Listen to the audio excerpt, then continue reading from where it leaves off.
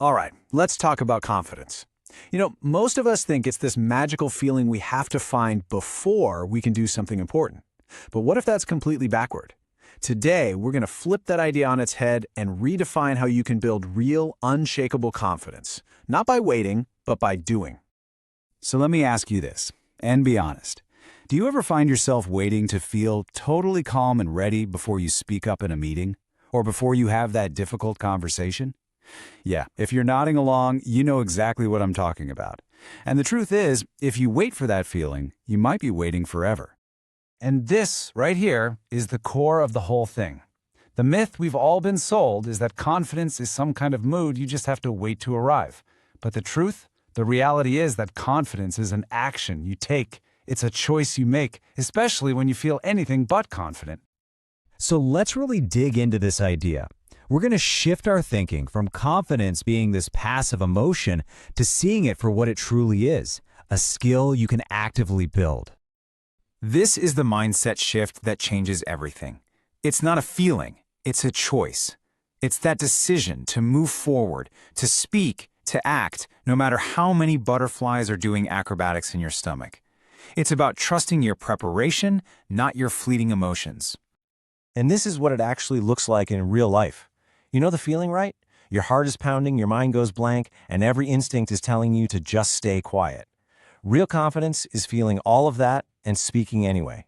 You're not ignoring the fear. You're just deciding it doesn't get to make the final call.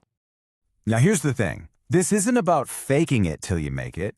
This is about building what we call evidence-based confidence. It's a trust in yourself that isn't based on a mood, but on the cold, hard proof of what you've already done. I want you to think of it like building your own personal evidence locker. Every time you prepare, every time you survive a tough talk, every single time you show up, you're adding another piece of proof to that locker. So when you feel shaky, you can look at the facts. These aren't feelings, they're your track record. Okay, get ready for this next part, because it might just change your relationship with fear forever. We're going to talk about how to reframe nervousness from something that stops you to something that actually starts you. So our default setting, right? We feel nervous, our palms get sweaty, and our brain immediately goes, whoa, danger, something is wrong. We see it as this giant, flashing red stop sign telling us we're not ready and we should just back away. But what if we've been reading the signal all wrong? The reality is that nervousness isn't a stop sign at all. It's a fuel gauge. It's your body's way of saying, hey, pay attention, this matters to you. That energy isn't a warning of failure. It's a sign that you are fired up and ready to channel it into focus. And that's the big secret. Truly confident people don't somehow get rid of their nerves. No way. They just learn how to read them differently. They feel the nerves, they acknowledge, okay, this is important, and then they use that energy to execute their plan.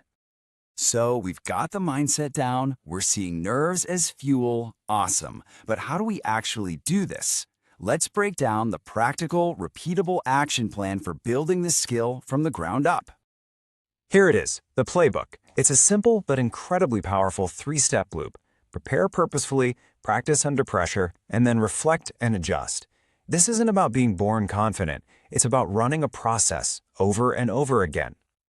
Okay, step 1, prepare purposefully. And there's a huge difference here between passive study, like just reading something, and active practice.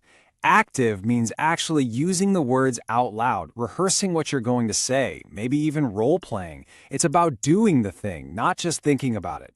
Step 2 is where the magic happens. Practice under pressure. See, we get good at what we practice, and if we only practice when it's easy and calm, that's the only time we'll feel ready. You've got to simulate the real thing. Put yourself on a timer, jump into a group chat. The point isn't to be perfect, it's to train your brain to work when the heat is on.